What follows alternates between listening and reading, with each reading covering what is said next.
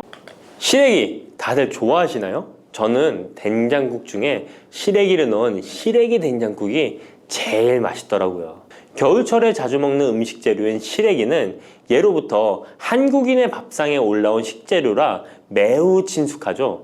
시래기는 주로 무청이나 배춧잎을 말려서 만든 것으로 과거 우리나라가 가난하던 시절 겨울철 채소로 밥상에 중요한 역할을 해왔을 뿐만 아니라 지금은 특유의 향과 식감으로 꾸준히 많은 사랑을 받고 있는데요. 시래기는 맛뿐만 아니라 몸에 좋은 성분까지 가득한 건강식품이라는 것 알고 계셨나요? 시래기의 놀라운 영양 성분과 효능 알려드릴게요. 첫 번째, 시래기의 효능은 바로 뼈 건강에 매우 좋다는 것입니다. 시래기와 뼈 건강 잘 연관지어지지 않는데요. 시래기에는 100g당 칼륨 함유량이 우유의 3배나 된다는 사실 놀랍지 않나요? 이렇게 시래기에는 칼슘이 풍부하게 들어있어서 뼈를 튼튼하게 유지하는 데 도움을 주는데요. 뼈 건강에 칼슘이 좋은 역할을 한다는 것은 다들 아시죠? 시래기는 칼슘뿐만 아니라 뼈 건강에 필수적인 비타민 D와 비타민 K도 함유되어 있어요. 비타민 D는 뼈의 칼슘 합성을 도와주고 비타민 K는 뼈의 형성과 유지에 중요한 역할을 해주는데요. 비타민 K는 오스테오칼신이라는 단백질의 생성을 촉진하여 뼈의 형성을 돕고 뼈의 분해를 억제하여 뼈 손실을 예방하는 효과가 있는 거죠. 그래서 시래기를 꾸준히 섭취하면 칼슘과 함께 다양한 미네랄들이 뼈에 좋은 영향을 미쳐 건강한 뼈를 유지하는 데 효과적입니다. 시래기를 잘 익혀서 먹으면 더 흡수율도 좋아지는데요. 이는 뼈 건강에 아주 중요한 부분이라고 할 수 있습니다. 특히 중년과 노년층에서는 뼈 밀도가 낮아져 골다공증이나 골절 위험이 높아지기 때문에 칼슘을 충분히 섭취하는 것이 중요합니다. 두 번째, 시래기는 장 건강에 좋은 영향을 미칩니다. 시래기는 식이섬유가 매우 풍부한 식품인 거 다들 아시죠? 시래기는 무청을 말린 것인데요. 그늘에 말리기만 했을 뿐인데 식이섬유가 무청의 4배 정도 된다는 사실, 참 신기하죠? 시래기에 함유된 식이섬유는 장 내에서 물과 함께 팽창하여 변을 부드럽게 만들어주어 장 운동을 원활하게 도와주는데요. 이러한 작용은 장의 연동 운동을 촉진시키고 변비 예방에도 장 건강을 유지하는데 효과적입니다. 또한 시래기는 장내 유익한 세균에게 영양을 공급하는 역할도 하는데요. 장내 유익한 세균은 시래기의 식이섬유를 먹고 번식하며 또 장에 좋은 유익균들이 자랄 수 있는 환경을 만들어주고, 이는 장내 세균의 다양성과 균형을 유지하는 데 도움을 줍니다. 유익균들이 장 건강에 중요한 역할을 하기에 시래기를 섭취함으로써 장의 환경을 개선할 수 있답니다. 이뿐만 아니라 시래기에는 항염증 작용을 하는 폴라보노이드와 폴리페놀 등의 식물 화합물이 함유되어 있는데요. 이러한 식물성 화합물은 체내의 염증을 억제하고 장내 염증을 감소시키는데 도움을 줄 수 있습니다. 시래기는 장을 건강하게 유지하고 장에서 발생할 수 있는 다양한 질병을 예방하는 데 도움이 될 수 있죠. 장 건강을 생각한다면 이제부터 시래기 꼭 섭취해야겠죠? 시래기의 놀라운 효능 세 번째는 간 해독 능력입니다. 시래기에는 항산화 작용을 하는 비타민 C와 베타카로틴이 들어있어 간 건강에 매우 좋다는 것 알고 계셨나요? 비타민 C는 보통 과일에 많이 함유되어 있다고 생각하실 텐데요. 시래기에도 비타민 C가 풍부하게 함유되어 있습니다. 시래기에 함유되어 있는 비타민 C는 강력한 항산화 작용을 가지고 있어 체내에 유해한 자유 라디칼을 중화시키고, 특히 간은 우리 몸의 해독기관으로 해독작용을 잘하려면 항산화 물질이 필요한데, 시래기를 섭취하면 이 항산화 성분들이 간의 해독작용을 돕고 간 기능을 강화하는 데 효과를 볼 수 있습니다. 또한 시래기에는 미네랄인 칼륨과 마그네슘도 풍부하게 함유되어 있어 이러한 미네랄은 간 기능을 지원하고 체내 독소를 제거하는 데 도움을 줄 수 있습니다. 간은 알코올이나 지방, 환경적인 유해 물질을 처리하는 중요한 역할을 하기에 시래기를 자주 섭취하는 것이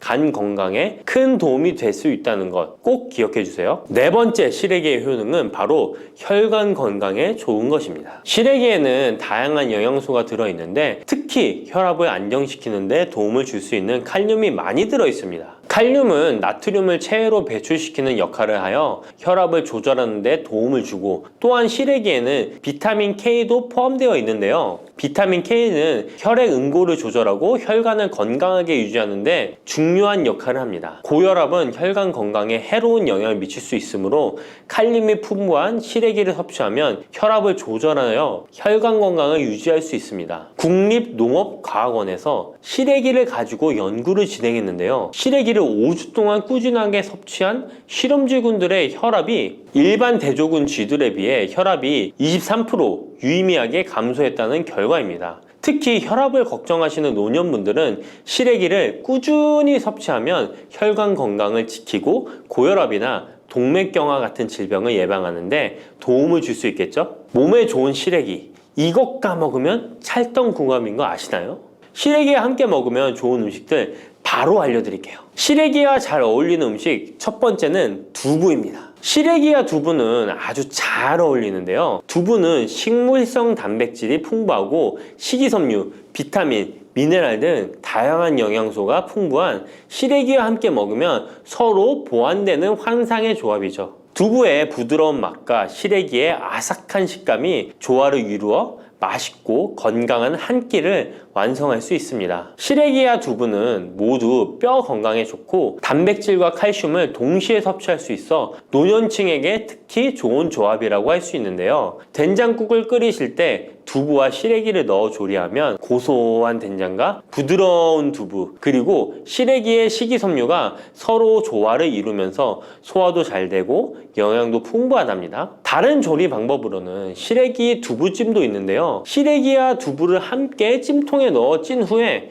간장, 다진 마늘과 파, 참기름 등의 양념을 넣어 시래기에 잘 묻힌 뒤 양념된 시래기를 쪄둔 두부에 돌돌 말아주는 건데요. 이렇게 요리에 드시면 부드럽고 고소한 맛이 일품이랍니다. 두 번째, 시래기와 어울리는 한상의 궁합 음식은 바로 버섯입니다. 버섯은 저칼로리이면서도 식이섬유, 미네랄이 풍부한데요. 또한 항산화 물질도 많아 면역력 강화에 매우 좋고 다이어트와 건강에 좋은 음식이죠. 버섯에는 비타민 D가 풍부해 뼈 건강에 좋고 항암 효과도 있다고 알려져 있고 버섯 또한 칼륨이 함유되어 있어 혈압을 조절하는 데 도움을 줍니다. 시래기와 버섯을 함께 조리하면 서로의 영양이 보완되고 잘 결합되어 더욱 건강한 요리를 만들 수 있습니다. 시래기와 버섯을 함께 넣고 찌개나 국을 만들면 시래기의 깊은 맛과 버섯의 향긋하고 고소한 맛이 어우러져 맛도 좋고 영양도 가득한 한 끼가 되죠. 제가 추천하는 요리법은 시래기와 버섯을 밥에 함께 밥을 짓는 것인데요. 이렇게 밥을 짓게 되면 조리도 간편하면서 고소한 맛과 식감이 어우러진 시래기 버섯밥이 완성된답니다. 꼭 한번 드셔보세요. 세 번째, 시래기와 된장은 궁합이 잘 맞습니다. 많은 분들이 시래기 하면 된장국이 먼저 떠오르죠. 시래기 된장국은 많은 분들이 좋아하는 국이죠. 된장국에 들어가는 된장은 콩을 발효시켜 만든 전통적인 한국 발효식품으로 장 건강에 매우 좋은 음식인 거 다 아실 거예요. 된장은 유산균이 풍부하여 장에 좋은 영향을 미치고 풍부한 단백질과 다양한 아미노산을 함유하고 있는데요. 시래기와 함께 먹으면 장 건강을 더욱 향상시킬 수 있습니다. 시래기는 부드럽고 고소한 맛을 가지고 있어 된장과 함께 조리하면 된장의 구수한 맛과 시래기의 고소한 맛이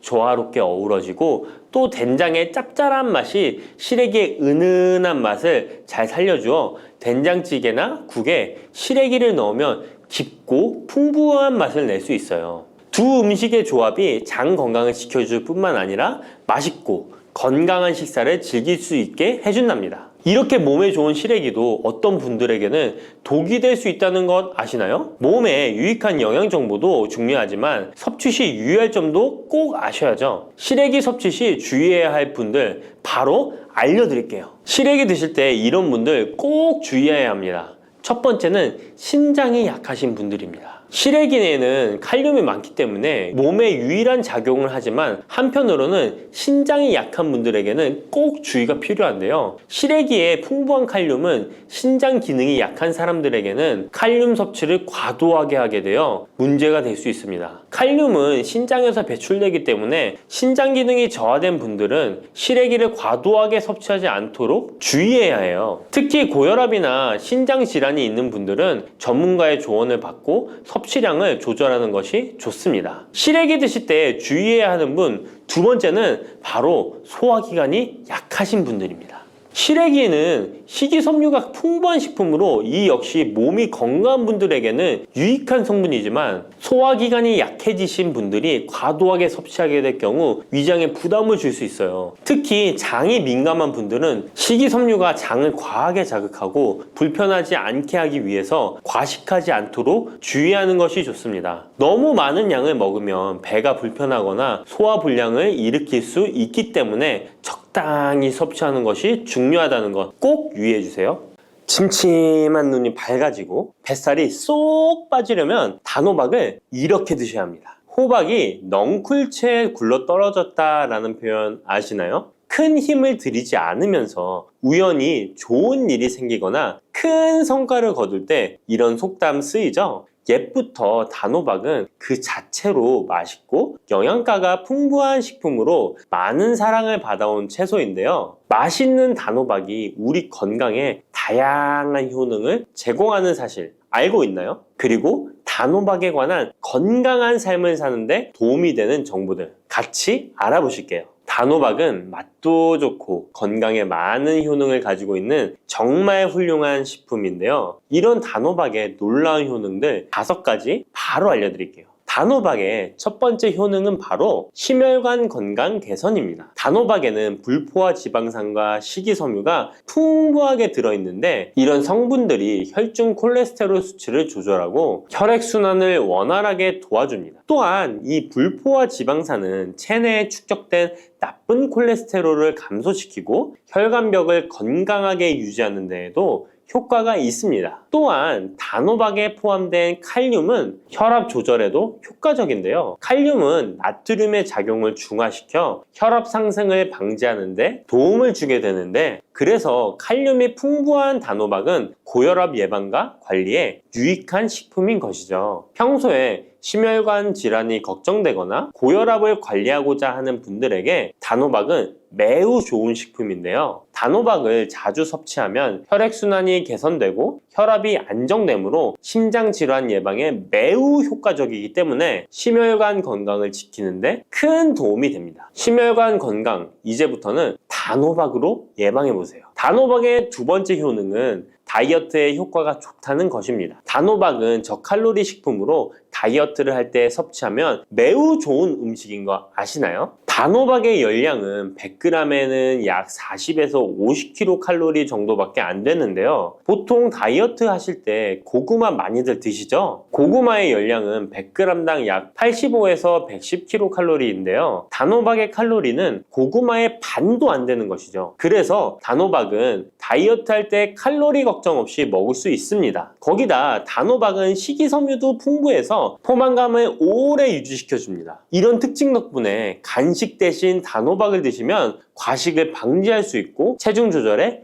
효과적입니다. 또한 단호박의 식이섬유는 소화가 잘 되지 않아서 장에 천천히 흡수되기 때문에 혈당 조절에도 유익한데요. 급격한 혈당 상승을 막아주어 다이어트 중에도 혈당이 급격히 떨어지지 않게 도와주죠. 또한 다이어트 중에 발생할 수 있는 변비를 예방할 수 있기 때문에 체중 감량을 도울 뿐만 아니라 장 건강도 함께 챙길 수 있습니다. 다이어트 중이라면 단호박을 간식이나 식사 대용으로 활용해 보세요. 맛도 좋고 영양도 풍부한 최고의 다이어트 식품입니다. 단호박의 세 번째 효능은 바로 눈 건강에 도움이 된다는 점입니다. 단호박에는 당근과 마찬가지로 비타민 A와 베타카로틴이 풍부하게 들어있는데요. 이 두 성분은 우리 눈의 건강을 지키는데 아주 중요한 역할을 합니다. 비타민 A는 눈의 망막을 건강하게 유지하는데 도움을 주고 시력 저하를 예방하는 데 효과적이에요. 특히 야맹증 예방에도 도움을 줄 수가 있죠. 그리고 베타카로틴은 강력한 항산화 작용을 해주기 때문에 눈의 피로를 덜어주고 눈의 노화를 늦추는 데도 도움을 줍니다. 혹시 하루 종일 스마트폰이나 모니터를 자주 보고 있지는 않으신가요? 화면을 계속 들여다보는 현대인들에게는 이 단호박에 들어있는 비타민 A는 특히 중요한 영양소라고 할 수 있죠. 눈이 피로하거나 건조감을 느끼신 분들에게 단호박은 자연적인 해결책이 될 수 있습니다. 단호박을 섭취하면 눈 건강을 지키고 나이가 들면서 생길 수 있는 시력 저하나 노화 방지에도 도움을 줄 수 있습니다. 단호박은 정말 건강에 많은 이점이 있는 식품이죠. 단호박의 놀라운 효능 네 번째는 면역력 강화입니다. 단호박에는 비타민 C와 아연이 풍부하게 들어있죠.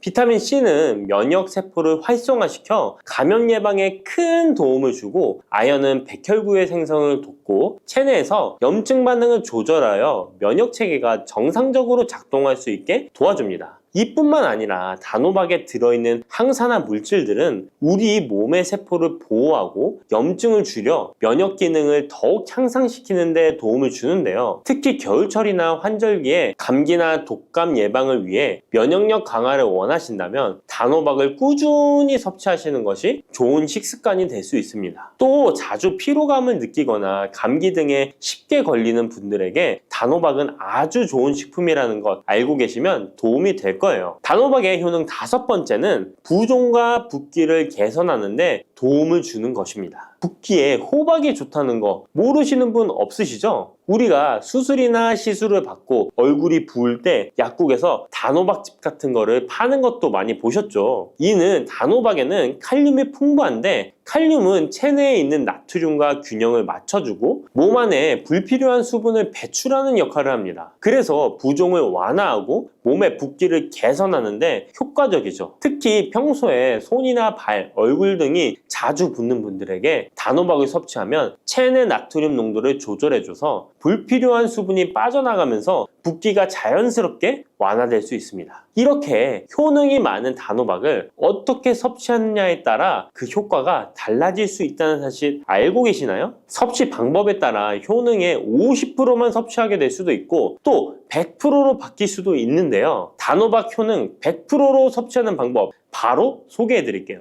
이 단호박 건강을 위해 섭취하는 방법 첫 번째는 껍질까지 섭취하는 것입니다. 단호박의 껍질은 과육과 견주어 봐도 손색 없을 정도의 많은 영양소를 포함하고 있는데요. 단호박의 껍질에는 대부분의 폴리페놀이 함유되어 있어 드실 때는 꼭 껍질까지 함께 드셔야 합니다. 단호박 껍질에는 단호박 속 알맹이에 없는 페놀산이 들어있는데요. 이 페놀산은 노화를 방지하며 혈액순환을 도와 심혈관 질환 예방에도 효과적입니다. 또한 껍질에는 비타민 A와 비타민 C, 항산화 물질들이 포함되어 있어 피부 건강과 면역력 강화에도 효과적입니다. 그래서 단호박을 섭취할 때는 꼭 껍질까지 함께 먹는 것이 좋은데요. 물론 껍질을 먹을 때는 꼭 깨끗하게 세척을 하고 농약이나 불순물이 묻어있지 않은지 잘 세척하고 확인하는 것이 매우 중요합니다. 그리고 껍질이 두껍고 질기게 느껴진다면 부드럽게 찌거나 껍질째 구워서 섭취하면 훨씬 더 편하게 먹을 수 있습니다. 단호박은 버릴 게 하나 없는 채소인데요. 호박잎도 몸에 매우 유익하다는 거 알고 계셨나요? 호박잎은 비타민 A, C, 칼슘, 철분이 풍부해서 뼈 건강에도 도움이 되고 또한 항산화 성분이 많아 체내 염증을 줄이고 소화 기능을 돕는 데에도 효과적인데요. 특히 피로 회복에 좋고 체내 독소를 배출하는 데 도움을 줍니다. 호박잎은 찜이나 볶음 등으로 다양하게 요리하여 섭취할 수 있습니다. 호박잎을 섭취하는 것도 단호박을 더 효과적으로 활용하는 좋은 방법이니 버리지 말고 꼭 같이 드셔보세요. 단호박을 먹을 때 호박씨를 빼놓을 수 없죠. 호박씨가 수면에 도움을 준다는 것 들어보셨나요? 호박씨에는 트립토판이라는 성분이 들어있어서 이 성분은 수면 개선에 큰 도움이 됩니다. 트립토판은 세로토닌과 멜라토닌으로 변환되는데 이 두 물질은 우리의 수면 리듬을 조절하는데 중요한 역할을 하죠. 그래서 불면증이나 수면의 질이 낮은 분들에게 호박씨는 정말 유용한 식품입니다. 또한 단백질과 건강한 지방이 풍부하여 혈당 조절에도 도움을 줄 수 있는데요. 혈당이 급격히 오르거나 내리는 것을 막아주고 당뇨병 예방에 효과적입니다. 그래서 호박씨는 다이어트에 매우 좋고 식사 후 간식으로 섭취하면 포만감을 오래 유지시킬 수 있습니다. 여담으로 우리 다른 사람의 단점을 뒤에서 이야기하는 것을 보고 뒷담화한다고 하고 호박씨 깐다고도 하잖아요. 과연 어떤 것 때문에 이런 이야기가 나왔을까요? 저도 궁금합니다. 아시는 분은 알려주세요. 이렇게 단호박은 아주 건강에 좋은 식품이지만 섭취 시 주의할 점이 있는데요. 건강을 지키기 위한 몇 가지 단호박 섭취 유의사항을 알아볼게요. 첫 번째는 껍질 섭취 시 소화 문제입니다. 단호박의 껍질은 건강에 많은 효능이 있지만 소화가 어려운 경우도 있을 수 있는데요. 특히 소화 기능이 약한 분들이나 위장에 민감한 분들은 껍질이 소화되지 않거나 불편함을 느낄 수 있습니다. 이런 분들은 단호박 껍질을 제거하고 속만 섭취하는 것이 좋습니다. 아니면 껍질을 먹을 때는 반드시 부드럽게 조리하여 섭취해서 소화 불량이나 복부 팽만감을 최대한 피하게 해야 합니다. 두 번째 유의사항은 알레르기 반응입니다. 단호박은 일반적으로 알레르기 반응을 일으키는 경우가 드물지만 일부 사람들은 호박에 알레르기가 있을 수 있는데요. 특히 호박이나 호박씨에 민감한 분들은 섭취 후 발진이나 가려움 등의 증상을 경험할 수 있습니다. 이런 증상이 나타난다면 단호박 섭취를 바로 중지하고 알레르기 전문의와 상담하는 것이 좋습니다. 알레르기 반응은 개인의 체질에 따라 다를 수 있기 때문에 처음 먹을 때는 소량으로 섭취하여 반응을 확인하는 것이 안전하다는 거 기억해 주세요. 단호박 섭취에 유의해야 할 사항 세 번째는 신장질환이 있는 사람의 섭취입니다. 단호박은 칼륨이 풍부한 식품인데요. 신장 기능이 약한 분들은 칼륨 과다 섭취가 문제가 될 수 있습니다. 칼륨이 과잉 섭취되면 신장에 부담을 줘서 부종이나 혈압 상승 등의 문제가 발생할 수 있기 때문인데요. 신장 질환이 있는 사람은 칼슘 섭취를 조절해야 하므로 단호박을 섭취하기 전에 반드시 의사와 상담하는 것이 좋습니다. 신장에 문제가 있는 분들은 단호박 섭취 시에 본인에게 맞는 양을 조절하여 섭취해야 합니다. 네 번째, 단호박 섭취 시 유의사항은 다이어트 시 과잉 섭취입니다. 아까 얘기 드렸듯이 단호박은 다이어트에 유익한 식품이라고 했잖아요. 하지만 다이어트에 도움이 되는 단호박도 조리 방법에 따라 칼로리가 달라질 수 있습니다. 예를 들어 단호박을 버터나 크림 등 고칼로리 재료와 함께 조리하면 그만큼 칼로리가 높아져서 다이어트에 좋지 않을 수 있습니다. 다이어트를 하시는 분들은 단호박을 찌거나 구운 방법으로 조리하고 고칼로리 재료를 피하는 것이 건강하고 성공적인 다이어트를 위해서 꼭 필요합니다. 또한 단호박에 포함된 당분은 비교적 낮지만 당뇨가 있는 사람은 과도하게 섭취하지 않도록 주의해야 합니다. 마찬가지로 다이어트 중에도 혈당의 급격한 상승을 막기 위해 적당량을 섭취하는 것이 중요합니다.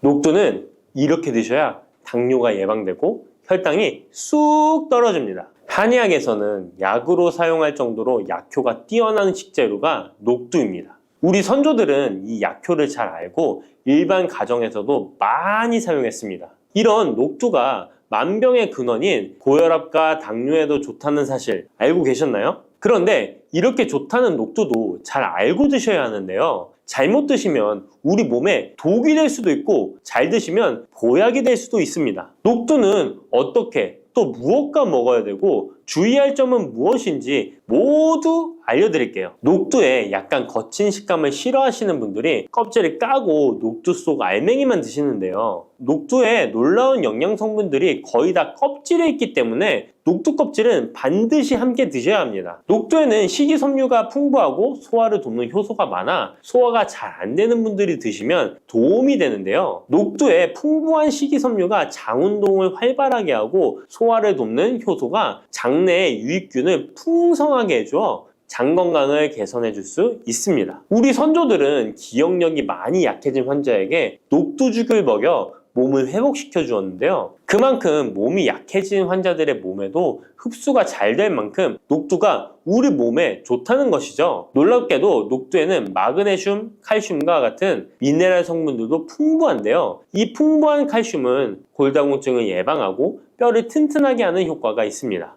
칼슘이 뼈를 이루는 주성분인 것은 잘 알고 계시죠? 마그네슘은 이런 필수 미네랄인 칼슘의 흡수를 도와주기 때문에 녹두가 뼈 건강에도 놀라운 효능을 발휘할 수 있는 것입니다. 그런데 녹두는 성질이 차기 때문에 몸이 찬 분들은 주의해서 드시는 게 좋은데요. 이 때문에 녹두의 껍질을 벗기고 드시는 분들이 있습니다. 하지만 마늘과 함께 드신다면 몸이 찬 분들도 조금 더 편안하게 녹두를 드실 수 있습니다.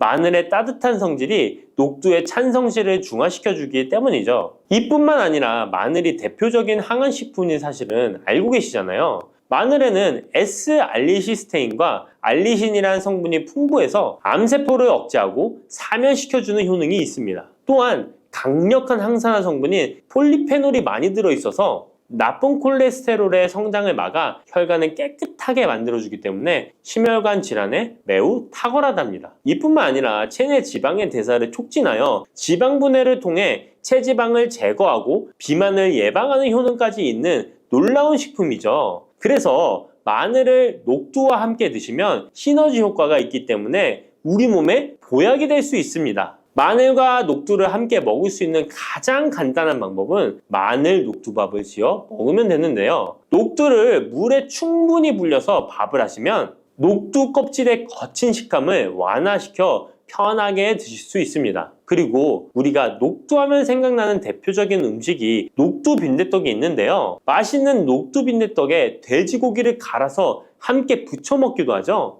이 방법은 영양학적으로도 탁월한 조합이 됩니다.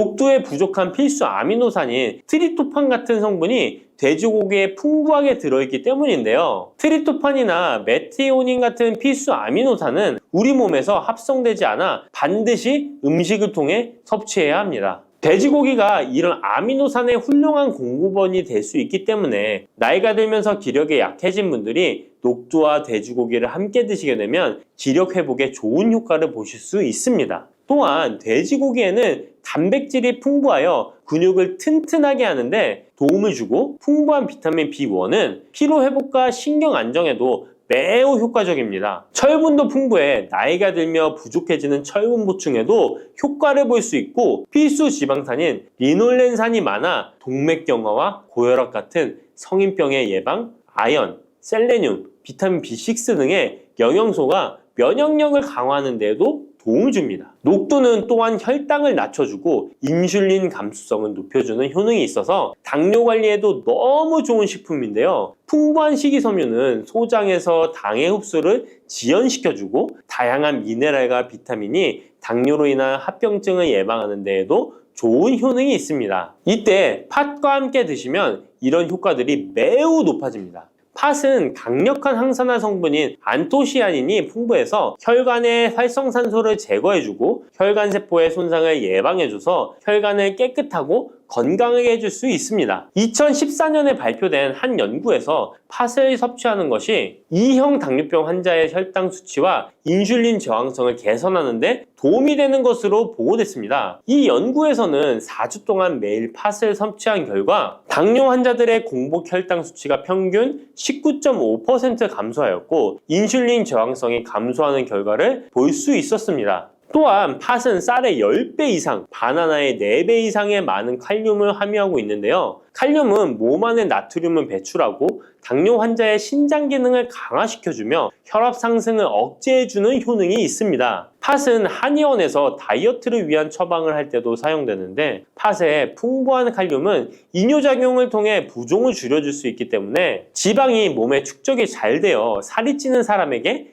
효과적입니다. 특히 쉽게 붓고 살이 찌는 분들에게 더욱 효과가 좋은데요. 한 실험에서 실험지에 팥 추출물을 먹였더니 체지방 함량이 30% 이상 줄었고 몸무게도 37%나 감소한 결과를 발표하기도 했습니다. 자, 이렇게 녹두와 함께 복용하면 좋은 식품들을 알아보았는데요. 그렇다면 녹두를 복용할 때 주의할 점은 어떤 것이 있는지도 한번 살펴보겠습니다. 첫 번째는 녹두의 차가운 성질인데요. 녹두의 차가운 성질은 우리 몸의 열을 낮춰주고 스트레스를 해소하는 효과가 있습니다. 또한 염증 완화를 시키고 통증을 줄이는 데도 도움이 되는데요. 그래서 녹두로 속을 채운 베개를 쓰면 두통이 완화되기도 합니다. 다만 이런 찬 효능 때문에 녹두를 드실 때 주의하셔야 하는데요. 평소 몸이 찬 분들이 녹두를 많이 드시게 되면 오히려 몸에 해가 될 수 있습니다. 위나 장이 차가워지면 소화력이 떨어지고 복통이나 변비, 설사가 나타날 수 있습니다.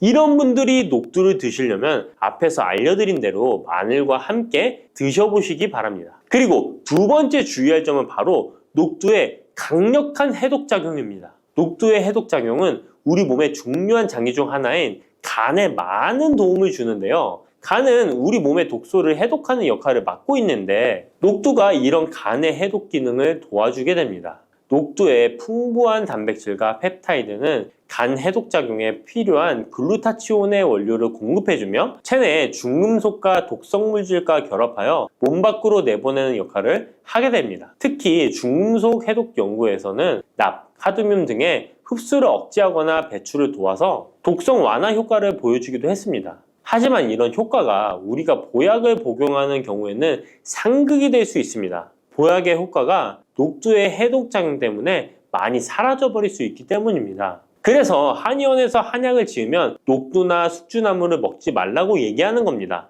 이런 녹두의 해독작용은 녹두의 껍질에 있는 성분 때문에 나타나게 되는데요. 따라서 껍질을 제거하고 만든 요리나 녹두 전분으로 만든 청포묵 녹두당면을 드시면 녹두의 해독작용은 누릴 수가 없습니다. 물론 녹두 껍질을 제거해도 알맹이에 영양 성분들이 풍부한데요. 해독작용이 필요한 경우에는 껍질을 제거하지 않고 복용하시는 게 좋습니다. 세 번째로 복용 시에 주의할 점은 녹두의 풍부한 칼륨입니다. 앞에서 얘기했던 것처럼 칼륨은 나트륨을 배출해주며 당뇨와 고혈압에 도움이 되지만 신장이 약하신 분들에게는 간혹 독이 될 수 있습니다. 신장이 약하신 분들이 녹두를 필요 이상 많이 드시게 되면 칼륨 배출이 제대로 안 되면서 몸에 칼륨이 쌓여서 고칼륨 혈증이 발생할 수 있습니다. 그렇게 되면 근육 약화나 부정맥, 심장 질환 등의 증상이 발생할 수 있으니까 신장이 약하신 분들은 과도하게 많이 드시지 않는 게 좋습니다.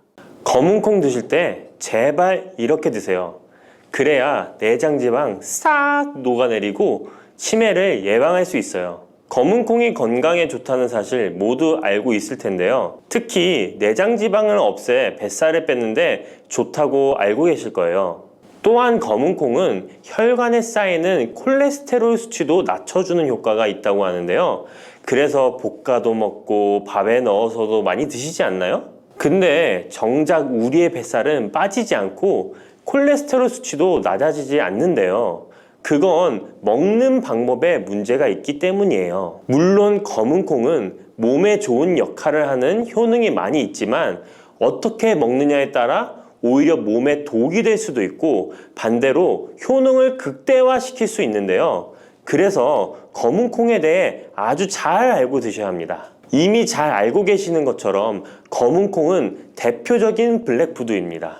물론 검은깨와 흑미도 요즘 건강식으로 많이 찾으시는 식품이고요. 블랙푸드라는 게 말 그대로 껍질이 검정색이라서 블랙푸드인데요. 그렇다면 검은콩은 도대체 뭐가 그렇게 좋은 걸까요? 검은콩의 효능 중에 첫 번째는 항산화 효과입니다. 검은콩에는 플라보노이드라는 강력한 항산화 성분이 풍부하게 들어있는데요. 플라보노이드는 식물세포에 존재하는 물질로 항산화 작용을 통해 우리 몸에 산화 스트레스를 줄여주는 역할을 합니다. 산화 스트레스라는 게 뭐냐면 우리 몸의 세포가 손상되는 원인 중 하나로 이것은 환경적인 요인, 염증, 그리고 우리 몸의 자연적인 대사 과정에서 발생하는 스트레스라고 생각하시면 됩니다. 이런 산화 스트레스로 인해서 활성산소라는 물질이 생겨 세포 손상, 노화, 다양한 질병의 발병을 촉진할 수 있는 거죠. 그런데 검은콩에 들어있는 항산화제인 플라보노이드는 세포의 손상을 예방해서 우리 몸에 산화 스트레스를 줄여줍니다. 이는 노화를 느리게 하고 심장질환, 암, 알츠하이머 병 등과 같은 여러 가지 질병의 위험을 줄이는데 도움이 되는데요. 그렇기 때문에 검은콩은 플라보노이드 함량으로 인해 우수한 항산화 식품으로 간주됩니다. 검은콩의 효능 두 번째는 혈당 조절에 좋습니다. 혈당이란 간단히 말하면 우리 몸에서 음식을 소화하면서 만들어지는 당을 말하는 건데요. 이 당이 우리 몸의 에너지를 만드는데 꼭 필요하죠. 그런데 당이 너무 많아지면 몸에 나쁜 영향을 줄 수 있어요. 그래서 우리 몸은 당을 잘 조절해야 합니다. 그렇다면 검은콩이 어떻게 혈당을 조절하는 걸까요? 바로 검은콩 안에는 단백질과 식이섬유가 많이 들어있는데 단백질은 우리 몸을 튼튼하게 만드는 데 도움을 주고 식이섬유는 포만감을 느껴지게 해서 먹는 양을 줄일 수 있게 도와줍니다. 여기서 식이섬유의 역할이 중요한데요. 식이섬유는 당이 너무 빨리 몸에 흡수되는 것을 막아줍니다. 이렇게 되면 당이 천천히 몸에 흡수되어 혈당이 급격하게 오르는 것을 막아주게 되는 거죠. 검은콩의 효능 세 번째는 콜레스테롤 수치 조절입니다. 검은콩은 콜레스테롤 수치를 낮추는데 도움이 되는데요. 콜레스테롤은 우리 몸이 필요로 하는 지방 중 하나이지만 이게 너무 많으면 혈관을 막아 심근경색이나 뇌혈관 질환을 일으키는 원인이 되는 거죠.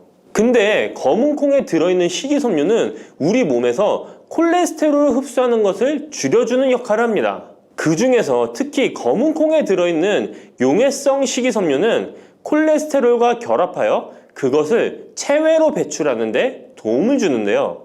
그것 말고도 검은 콩에는 불포화 지방산이라는 건강한 지방도 풍부하게 들어있습니다. 이 불포화 지방산은 나쁜 콜레스테롤인 LDL 콜레스테롤을 줄이고 좋은 콜레스테롤인 HDL 콜레스테롤을 늘려주는 역할을 합니다. 이렇게 해서 심장 건강을 유지하는 데 도움을 주게 되는 거예요. 검은 콩의 효능, 네 번째는 눈 건강에 좋습니다. 검은 콩에는 눈 건강에 도움이 되는 여러 가지 영양소가 들어있는데요. 그 중에서도 루테인과 제아잔틴은 눈 건강에 특히 중요한 역할을 합니다. 루테인과 제아잔틴은 우리 눈의 황반 부분에 많이 있는 영양소인데 이 황반은 우리가 선명하게 볼 수 있게 해주는 중요한 부분입니다. 루테인과 제아잔틴은 이 황반을 보호해주고 밀도를 유지시켜 눈의 노화를 막아주고 블루라이트와 같은 UV 파장의 빛으로부터 보호하는 역할을 하게 되는 거죠. 특히 루테인과 제아잔틴은 황반병성이라는 눈 질환을 예방하는 데 도움을 주는데요. 황반병성은 우리가 나이를 먹으면서 발생할 수 있는 눈의 질환으로 이 증상이 심해지면 시력을 잃게 만드는 주요 원인 중 하나입니다. 검은 콩의 다섯 번째는 뼈를 튼튼하게 해줍니다. 검은 콩은 뼈 건강에도 도움이 되는 여러 가지 영양소를 함유하고 있는데요. 그 중에서도 칼슘과 마그네슘이 뼈 건강에 특히 중요한 역할을 합니다. 먼저 칼슘은 우리 뼈와 이를 지탱하는 치아를 만드는 주요 성분입니다.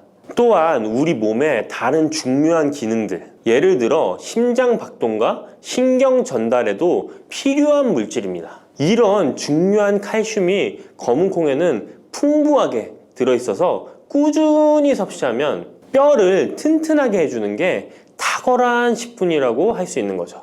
그리고 마그네슘도 뼈 건강에 중요한 역할을 하는 미네랄인데요. 마그네슘은 칼륨이 우리 뼈에 제대로 흡수되는 것을 도와줍니다. 또한 이 마그네슘은 뼈의 구조를 유지하는 데 필요하며 뼈를 강하게 만드는 데 도움을 줍니다. 검은 콩의 효능 여섯 번째는 피부 노화를 막아주는 효능이 있습니다. 검은 콩에 들어있는 비타민 E, 아미노산, 그리고 항산화 성분이 피부 건강에 특히 중요한 역할을 합니다. 먼저 비타민 E는 피부를 보호하는 데 중요한 역할을 합니다. 비타민 E가 피부의 수분을 유지하는 데 도움을 주는데요. 추가로 비타민 E는 피부의 재생을 지원하고 피부 표면의 건강을 유지하는 데 필요한 지방산을 보호하는 역할까지 합니다. 이것뿐만 아니라 검은 콩에 들어있는 아미노산은 우리 몸에 단백질을 만드는 데 필요한 성분인데요. 이게 왜 피부에 좋냐면 우리의 피부는 대부분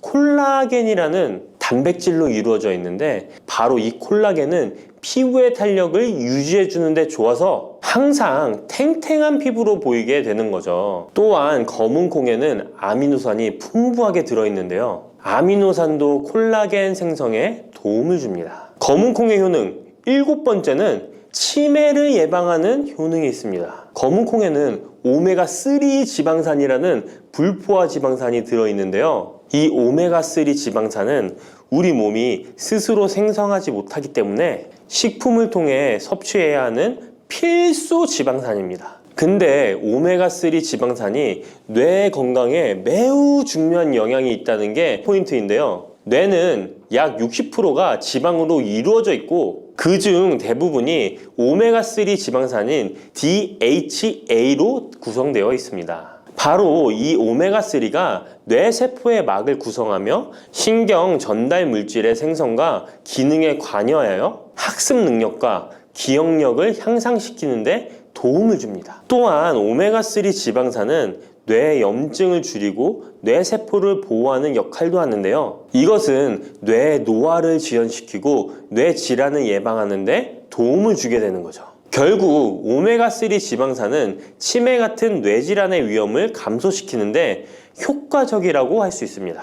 검은 콩의 효능 여덟 번째는 탈모 예방에 탁월합니다. 검은 콩에는 모발의 성장에 필수 성분인 시스테인이 가득한데요. 이 성분들이 혈액순환에도 도움을 줘서 탈모도 예방이 되고 새치가 생기는 것도 막아주는 모발 건강에 정말 좋은 성분이라고 할 수 있습니다. 그러니까 나이가 들수록 꼭 드셔야 하는 음식이라고 생각하시고 드셔야겠죠.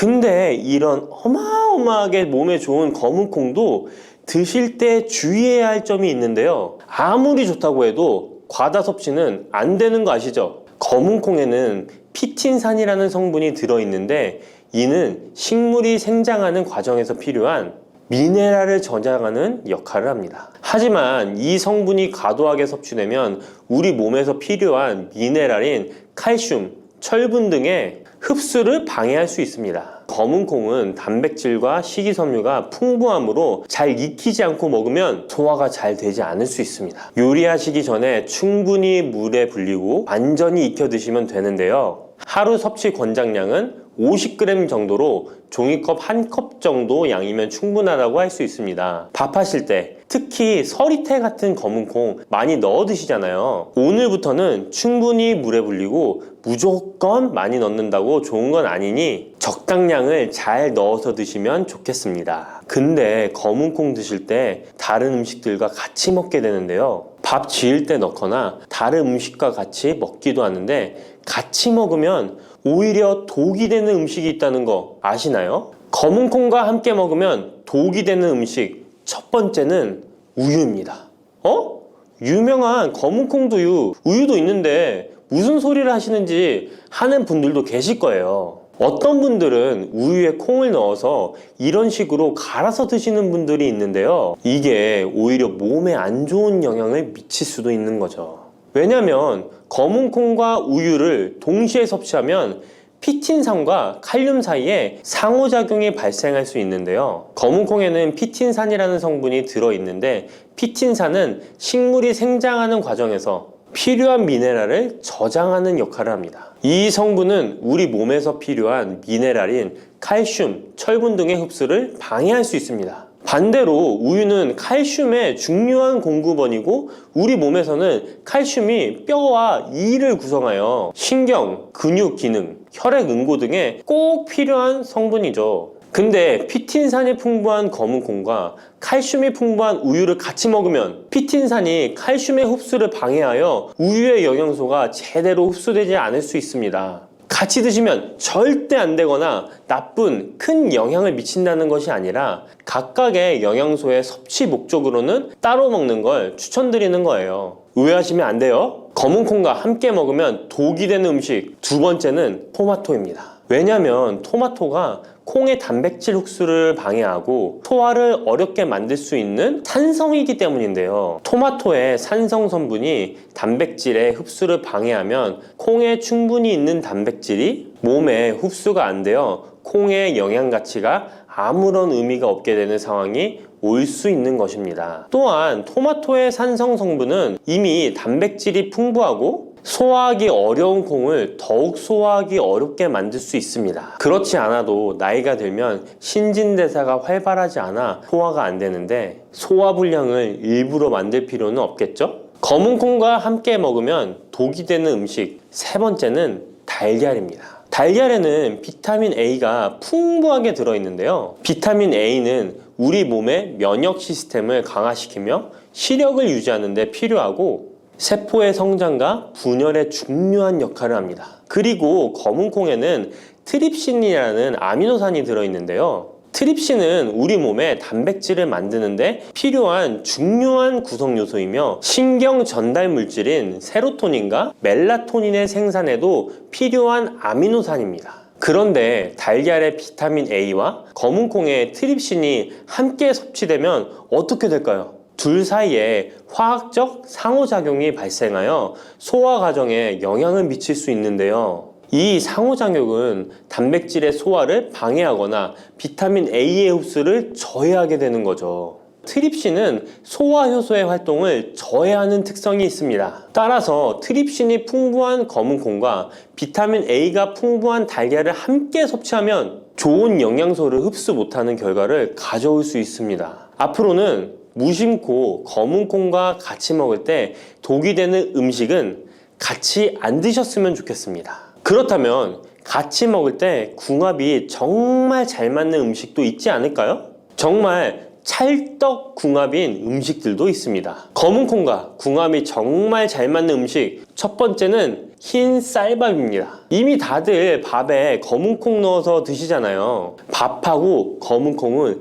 그만큼 궁합이 잘 맞는다고 알고 계신 거죠. 검은콩에 들어있는 식이섬유는 소화 과정에서 천천히 분해되고 흡수되어 장기간 동안 포만감을 유지시키는데 도움이 되는데요. 밥과 함께 섭취하면 이런 효과가 더욱 증가를 하게 돼서 다이어트에도 효과적이라고 할 수 있습니다. 검은콩에는 저항성 전분이라는 성분이 들어있는데 이 성분은 혈당 수치의 급격한 상승을 막아주는데요. 흰 쌀밥에는 탄수화물이 많아서 혈당 수치가 급격히 상승할 수 있지만 검은콩과 함께 섭취를 하면 당 수치를 완화시키는데 도움이 되는 거죠. 이처럼 검은콩과 흰 쌀밥을 같이 먹으면 충분한 영양소 섭취, 포만감, 혈당 조절 이렇게 일석삼조의 효과를 누릴 수 있으니 정말 찰떡궁합인 것입니다. 검은콩과 궁합이 정말 잘 맞는 음식 두 번째는 당근입니다. 당근에는 비타민,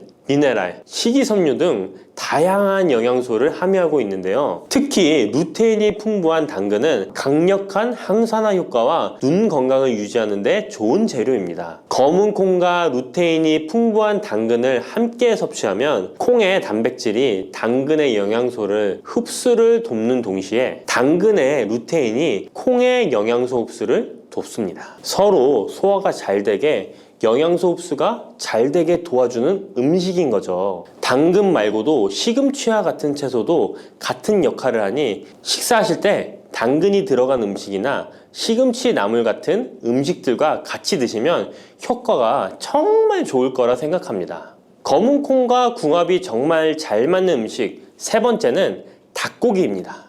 검은콩은 식물성 단백질의 좋은 원천이라고 잘 알고 있을 거예요. 근데 식물성 단백질은 동물성 단백질에 비해 필수 아미노산의 비율이 적은데요. 필수 아미노산은 우리 몸이 스스로 생산할 수 없는 아미노산으로 반드시 음식을 통해 섭취해야 하는 성분입니다. 닭고기는 동물성 단백질의 좋은 원천이며 모든 필수 아미노산을 골고루 함유하고 있습니다. 따라서 검은콩과 닭고기를 함께 섭취하면 두 가지 종류의 단백질이 서로를 보완하게 되는데요. 이렇게 함께 섭취하면 검은콩에서는 얻을 수 없는 필수 아미노산을 닭고기에서 보충할 수 있습니다. 반대로 동물성 단백질만을 섭취할 때보다 식물성 단백질의 섭취 비율을 늘려주는 것은 심혈관 건강에도 정말 좋은 효과를 볼 수 있습니다.